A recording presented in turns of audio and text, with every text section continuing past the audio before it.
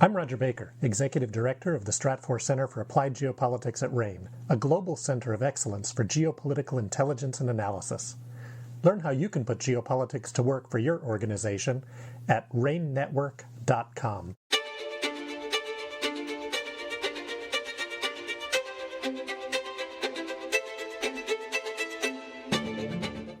Hello and welcome to RANE's Essential Geopolitics podcast.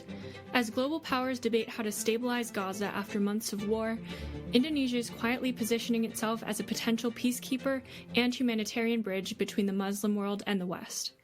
Under President Prabowo, Jakarta sees an international Gaza mission as a strategic opportunity to show that Indonesia can act as an independent bridge between the Muslim world and the West, and in the process, to win diplomatic capital, strengthen its ties with Washington and Arab states, and bolster its bona fides as a responsible middle power on the world stage. RANE's Asia-Pacific analyst Nate Fischler is here to further unpack the motivations behind Indonesia's interest in the conflict, in addition to exploring domestic policy in Indonesia. Hi, Nate. Welcome back. Hi, Emma. Thanks for having me. Thanks for joining me. Can you start by providing a background into Indonesia's role so far as it relates to the Israel-Gaza conflict? Yeah. The role so far has been minimal. The interesting thing here is the potential to become involved in a pretty big way. Of course, the U.S. President Donald Trump is trying to put together a multinational force to govern Gaza. The ins and outs and details and implementation of that plan are still very much up in the air.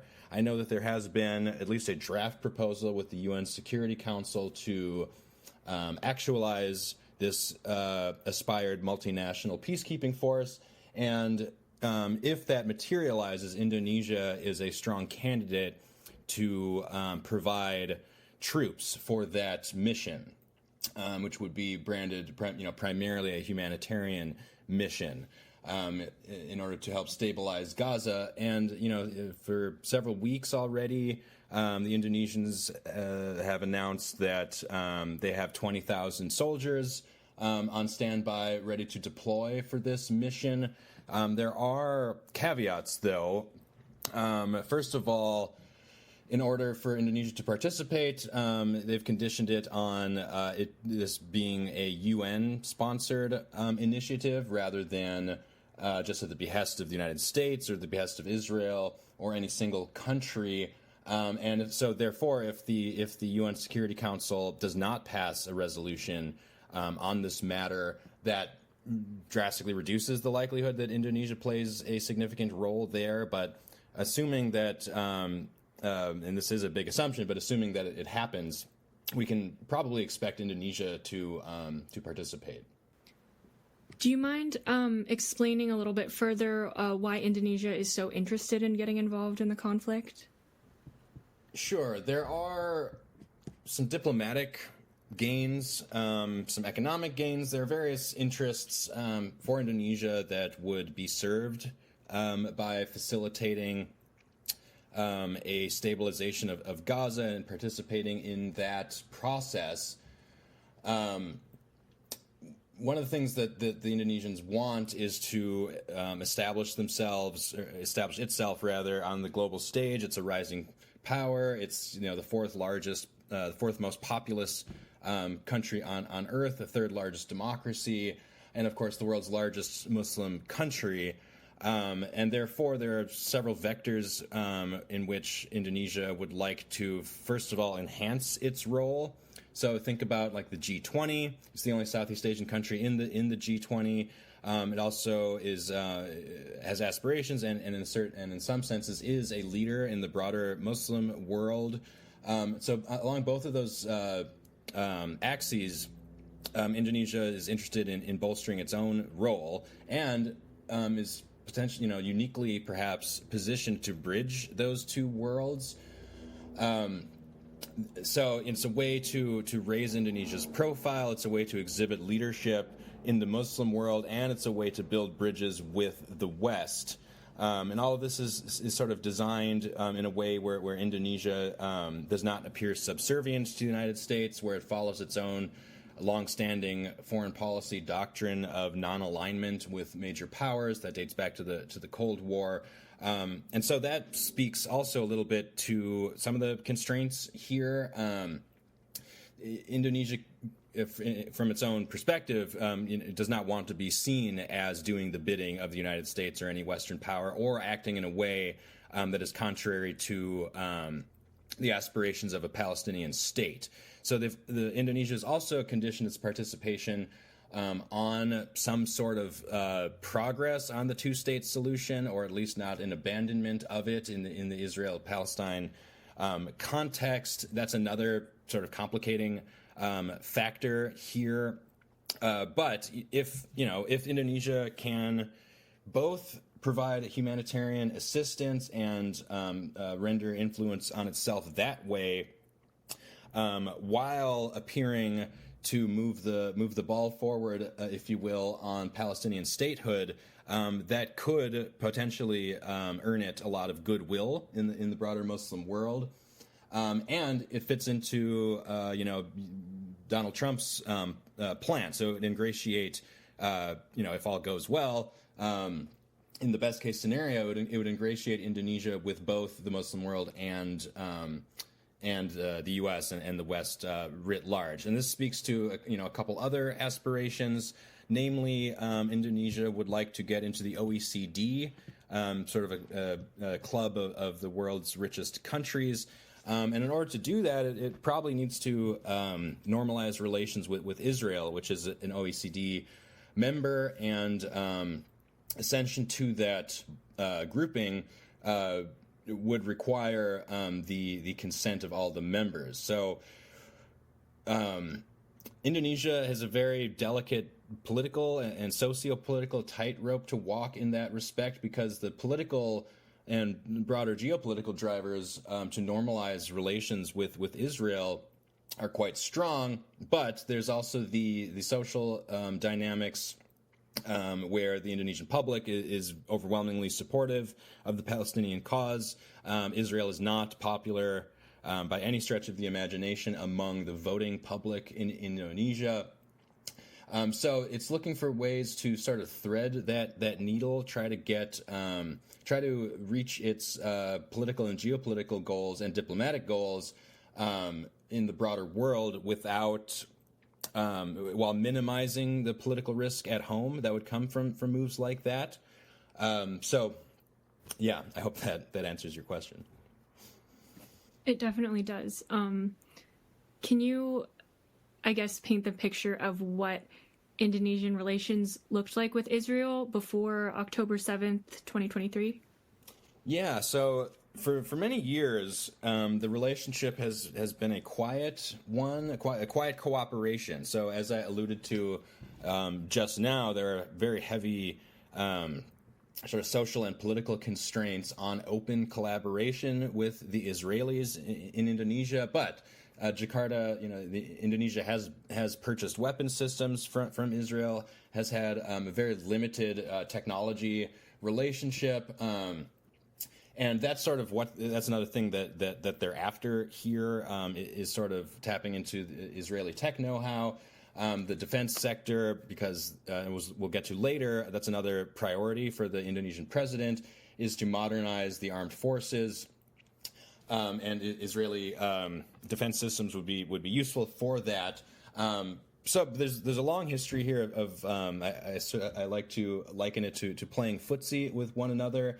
The Israelis would be open, would be pleased, in fact, to normalize with Indonesia. That would be a major diplomatic win for the Israel's larger goals. So that's not really the sticking point for them, but for Indonesia, as I said, it's politically delicate, to put it lightly. But the Indonesian government does want some sort of relationship with Israel, and if they do intend to get into the OECD at some point, they'll need to normalize that relationship. So we can contrast it to Malaysia, Indonesia's neighbor, also a Muslim country in Southeast Asia, which has an overtly hostile relationship with Israel. hosts Hamas in unofficial capacities in Malaysia, and that's a bridge too far for Indonesia. Indonesia does not do that sort of thing, so they sort of walk. Indonesia walks a more careful line on this issue than its neighbor does, and one reason for that is the eventual aspiration to normalize with the Israelis. What do you think the outlook is for Indonesian or Israeli normalization, and what would that process look like? Well, it's still far away. I do think that, and these are big ifs here too. So, if a multinational force materializes, and if it has a UN mandate, and if there are strong strong impetus within that context to pursue Palestinian statehood, and all of it works out well, and there are few or no crises or casualties that the Indonesian troops encounter while they're actually stationed in Gaza. So I'm painting a very rosy picture here, a lot of big ifs. But say it all works out perfectly to plan.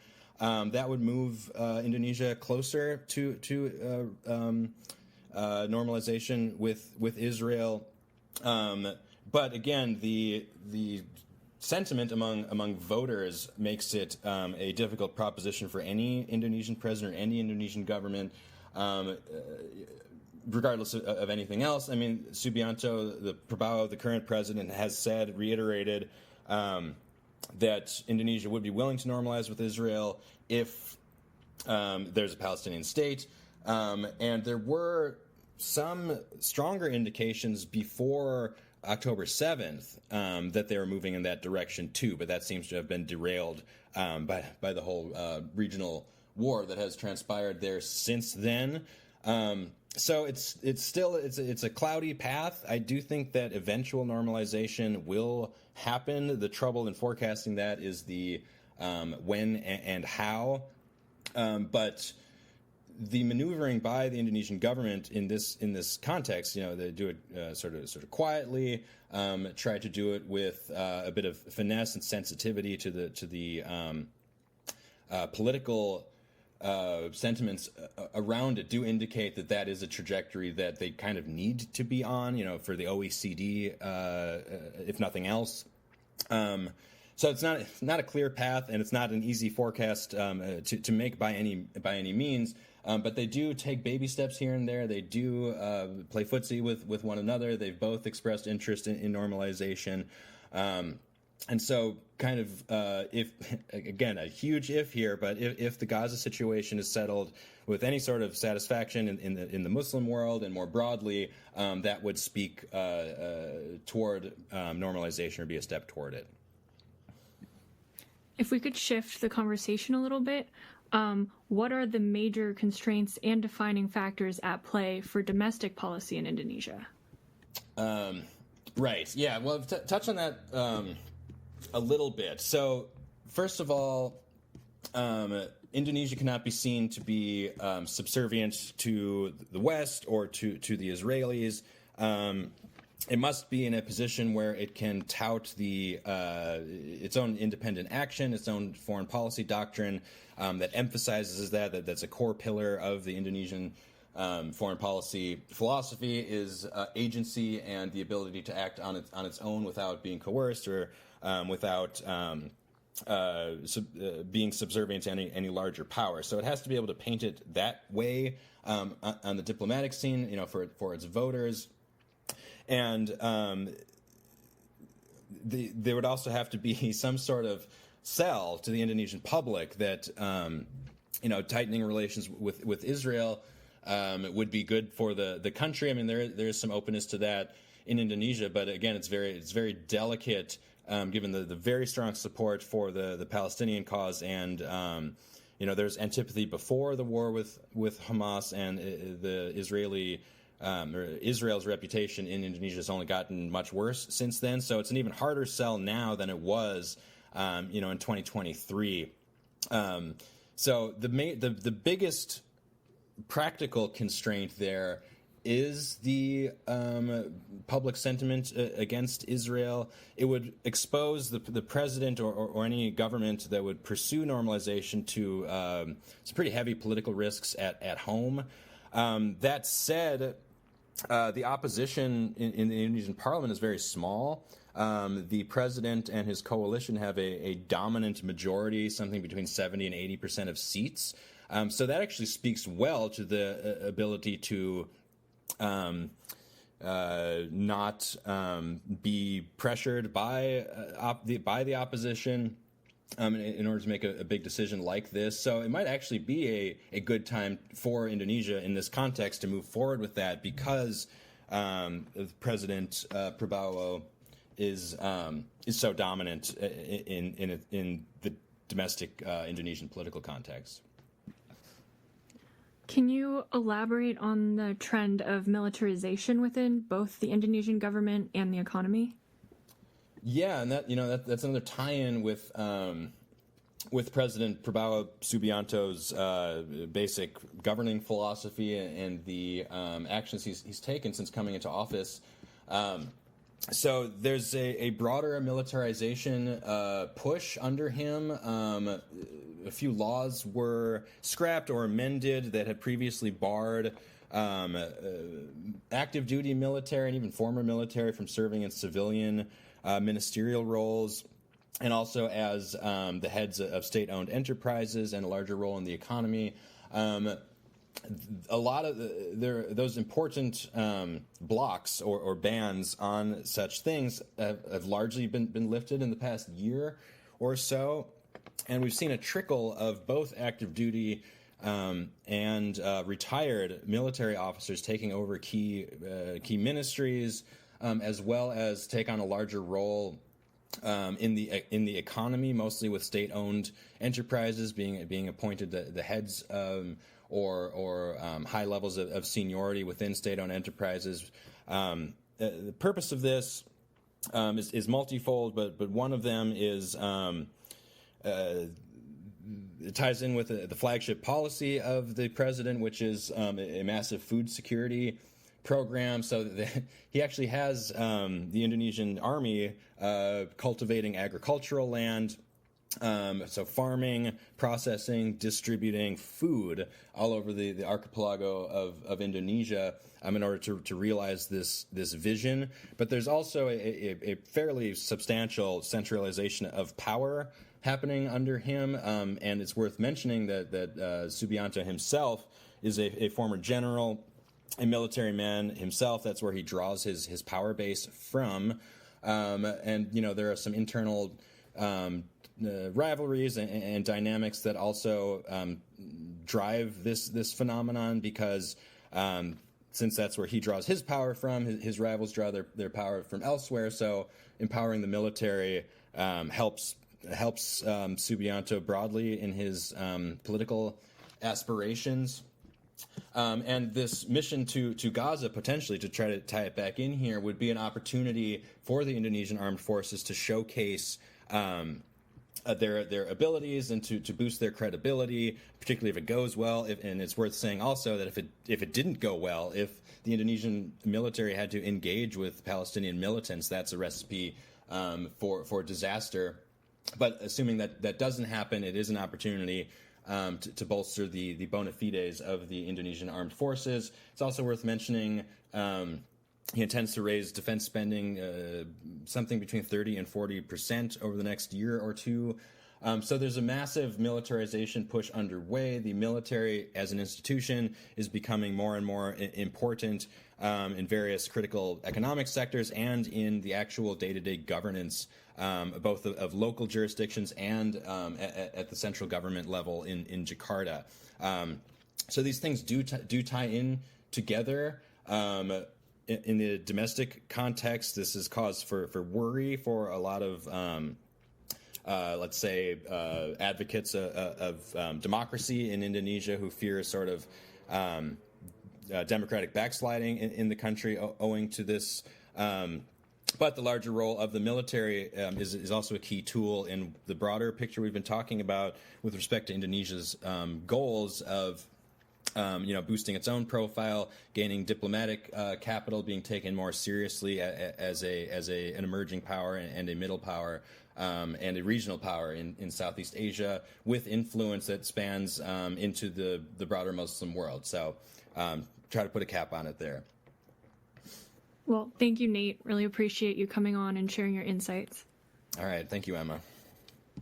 You can read more of Nate's analyses on this topic and others on our Risk Intelligence platform.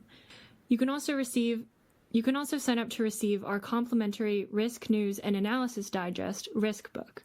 Simply register on our website, ranenetwork.com, to receive this intel directly to your inbox every weekday morning. We've also included the link to subscribe in the description of this episode. As always, thanks for joining us.